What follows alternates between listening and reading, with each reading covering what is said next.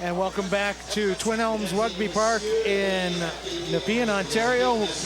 These games just keep flipping over as quick as you can.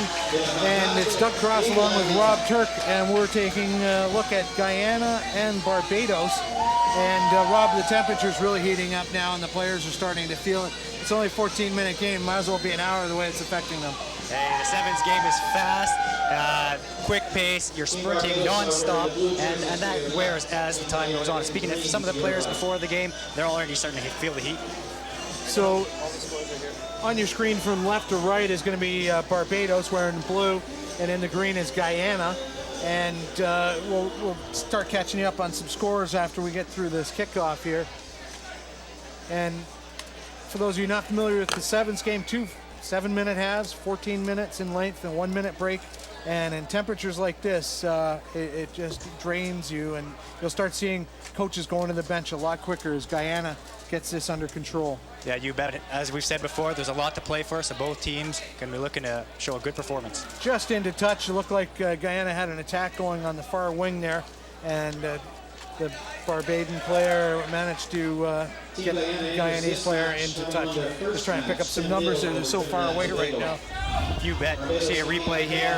Number 11, lovely little straight arm, but good defense, and just a tad forward. Had that been backwards or flat, Guyana be on the scoreboard.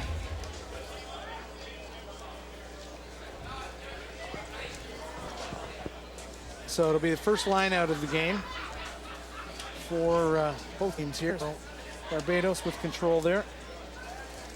Yeah, and Barbados going to be looking for their number 5, John Ward. There's a playmaker. He's tall, hard with the ball.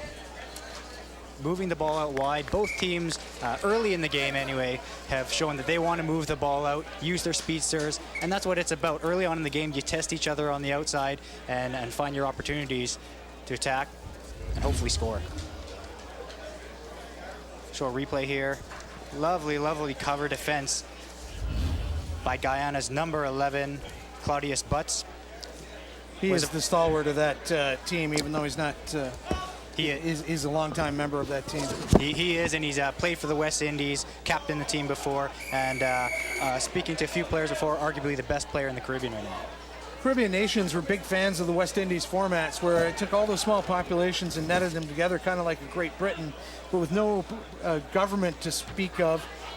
It was determined that they couldn't use the West Indies as a national team type of format. Yeah, and it's unfortunate because the West Indies team, strong, of course, we're on the IRB World Circuit, but now it is an opportunity for all these countries to develop. So Phil Lucas manages to solve the Guyanese defense and goes through for the first score of this game, and first score for Barbados in this half. And Barbados is going to be happy with that, coming in, I would argue, as an underdog to Guyana. Guyana, 6-time champions of the NACRA region, and as the old saying goes, it ain't bragging if you can do it. And so Barbados will be looking to take a scalp here if they can. Yeah, lovely little play from Phil Lucas there, showing his speed. And we're going to see a lot of that, a lot of quick athletes. It's an athletes game, the sevens, and it's going to be interesting to see how the game progresses. And that conversion's good, so Barbados with a 7-0 lead early in this game, just a couple of minutes gone. Rob, when you played on the circuit, it's safe to say that you didn't really play in these temperatures. There are always temperate zones, countries that were sort of coming into spring or summer, but not like this is probably one of the hottest sevens tournaments around. Oh, it was funny talking to some of the Canadian players, and they just say, "Oh, how are you finding the weather?" And they just said, "It's hot." And those are guys who played in South Africa, played in Dubai, but again, as you said, it's off season for them. It's not their summer, so this is hot, and we'll see how teams do. And what I've seen in the example of the Canadians, they're basically putting 2 teams out, first half, second half, you know, that they're switching up their scrum halves, those power positions, saying, all right, we're not going to empty your tank. We need you for later in the day. And you know, the wonderful thing is they got the depth to do it. They brought a powerhouse team here. Exactly. That's stolen by Guyana. Number 4, Rickford Cummings. Staying on their feet, but that ball's dropped to ground. Quickly snaffled up, and argument maybe it wasn't quite knocked forward, but that's the call, and it'll be a scrum to Barbados.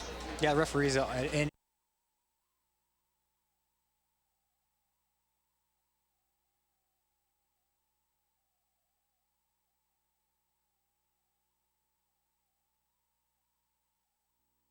these referees playing for something too, getting included into your tournament, included day 2 for the playoff runs. Not all the referees will be needed, so they're being scored and rated on how they're doing, and you'll get rewarded if, semifinal games and maybe the cup final game, which is a crowning achievement for a referee on the day. Yeah, there's fantastic referees here in Eastern Ontario, and a lot of them are being included in this tournament early on, and they're going to continue to progress to roughing more and more international matches as their careers go on. So the scrum instructions have changed starting for this tournament, and it's in the world of rugby where engage is no longer the word, it's the word set, as we see Barbados under a lot of pressure by Guyana. It's regained control by Barbados, by Dwayne Schroeder, and now they're making some inroads just inside the Guyanese half. Yeah, lovely. This is an area which will be interesting to see as the game goes on, that area of contact, who wins that physical breakdown. Rupert Giles going to ground now. And that, the Guyanese player's asking, is that out? That doesn't look right to me, and the referee's going to play it. It's like a big Easter egg laying out there. It's up for anyone. Guyana pounces on the ball. They get rewarded for it. So Rickford Cummings getting that out wide now. And Guyana's want to get a beautiful offload here. They're going to want to support, though. You can see he's a little isolated, trying to connect with his other players at the time. And just pick up his own bounce pass there. A little bit of basketball skills. Very nice. You saw when that Guyanese player had the ball, he didn't go to full sprint. He didn't want to get himself cut from his support. So that was a heads-up play. Absolutely. By number 2, Richard Staglin. Yeah, so far in the game, you've seen Barbados sort of capitalizing, as they're doing right now, off of turnovers, and Guyana sort of controlling, playing most of the rugby, but haven't been rewarded yet. The big boo by the crowd. I thought it was reacting to play, but it was to CBC camera crew in the stands trying to get some reaction. Yeah, wonderful crowd here, and they're starting to get into it. It's great to see.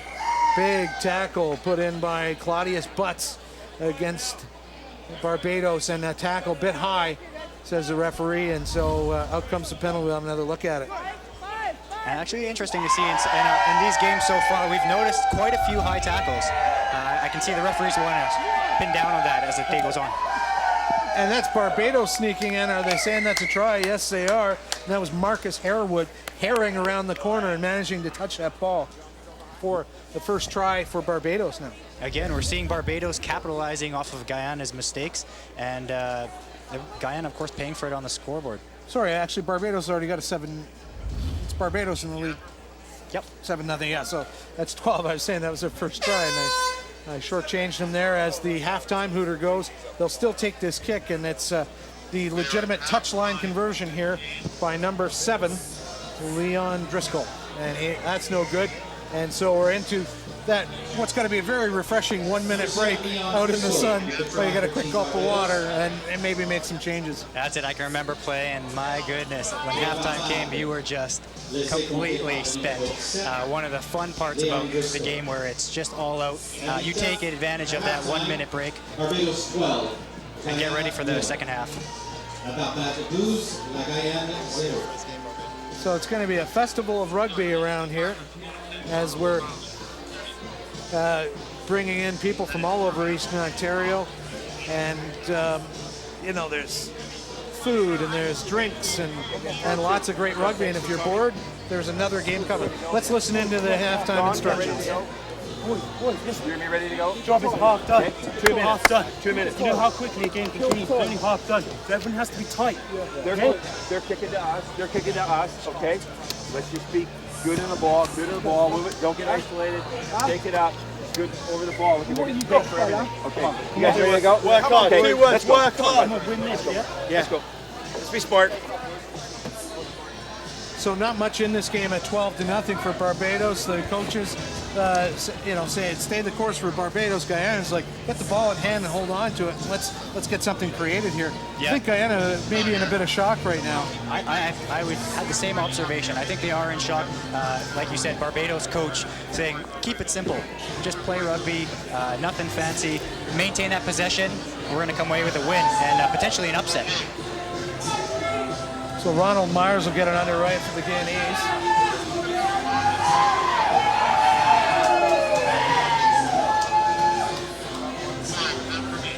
Canadian Paddy Allard is the referee here from British Columbia.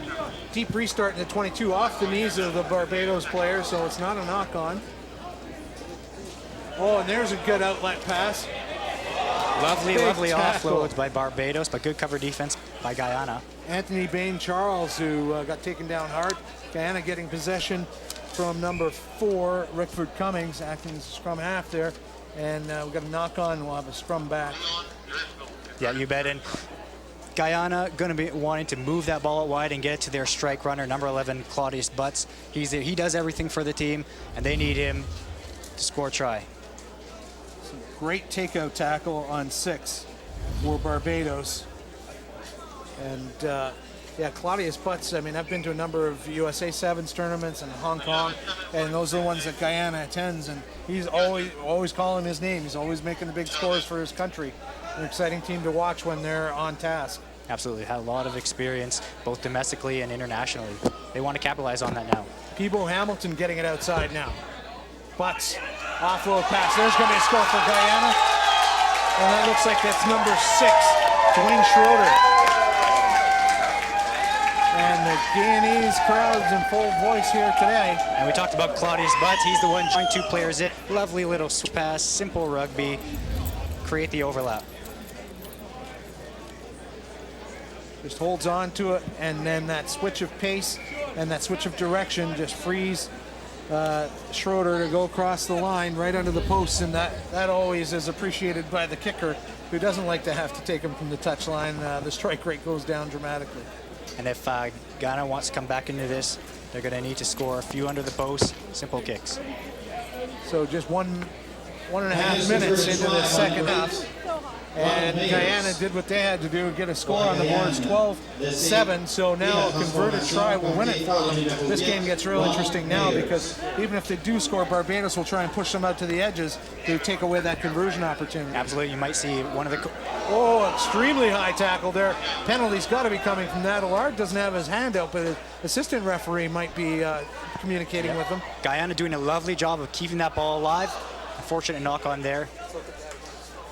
So no penalty picked up on there, and it was a heck of a hit. Now, sometimes high tackles are hard to avoid when you're coming in horizontal and low, but let's have a look here. Head clash too, and so I guess the argument to me wasn't tackle so much as head on head and then just wrapping around the shoulders, because that's all he could hold on to as they were going down. And sometimes it just looks bad, and so it gets called. Right? Yeah, that was a rodeo play. You should get a belt buckle for that. So Barbados spinning that out wide by Tom Lucas. That ball's going to Nigel Nobody, and now they pick it up. Oh, and a nice step outside against Schroeder. And he might have the gas to go all the way. He's just got that little gap there. And oh, the shoelace tackle is not coming for Guyana. Barbados scoring under the post. What a tremendous effort by the Barbadians. And that's number 9, Jay Bowen. Yeah, lovely skills as we see here. Beautiful speed, and looks like Barbados may be running away with this one. Guyana going to have to do something pretty special as time runs out. Schroeder was putting all his effort into doing that lunge and last gasp ankle tap, which can, when you're running at that speed, that's all it takes to upset the T-cart, but didn't quite connect. Absolutely important as a defender to keep on your feet as long as possible and wrap that player up. Couldn't do it there, just too fast. So we're really going to have to talk to some of the folks in the know in terms of context of this Barbados win, because I feel like it is an upset, and so do you. And some other folks will be able to tell. That's knocked forward by Guyana inadvertently, but they're going to have to play it as a scrum for Barbados now. Absolutely. You talked about upset. Had the chance to speak with Scott Hartland, who is a development officer for NACRA, does a lot of work down in the Caribbean, youth work, referee, coaches, and he was saying Guyana's coming into this tournament expecting to at least be in that number 3 position, if not higher. A lot of these players come from Georgetown, Guyana. There's only three clubs in the university side, so the national team's basically selected from 30 players. So show up to training, you get a trip to Canada. I mean, they're still quality players. It's just the populations that they're dealing with. Absolutely, populations and resources, but they're doing what they can, and you see a lot of heart, a lot of talent, a lot of athletic talent out here. No shortage of that. Steph Turiska trying to do something. Now chip over the top there, and it's going to be a chase ball.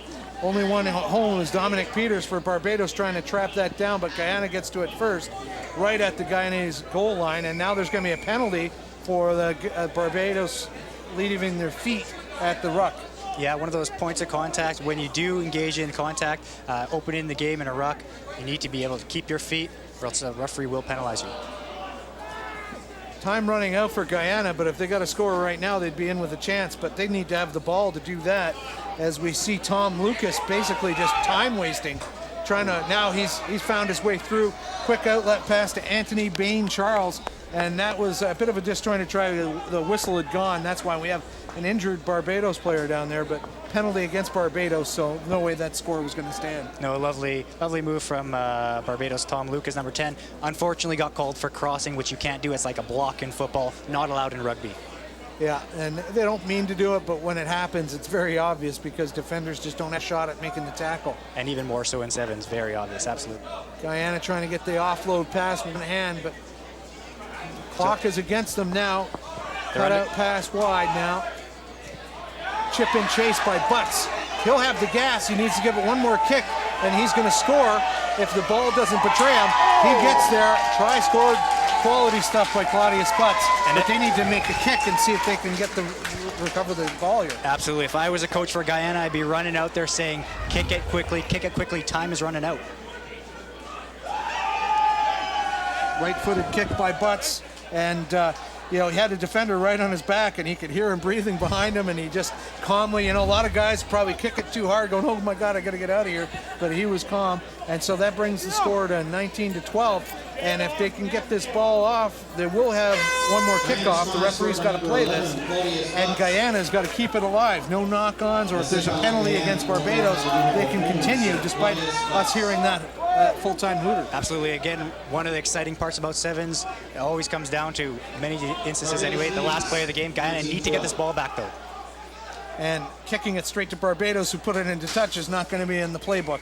And that's the way that final score is going to stand, 19-12. And so we'll be back after the break for our next match. And that is going to be between the Cayman Islands and Trinidad and Tobago. You're watching NACRA Sevens Rugby Championships on Rogers TV.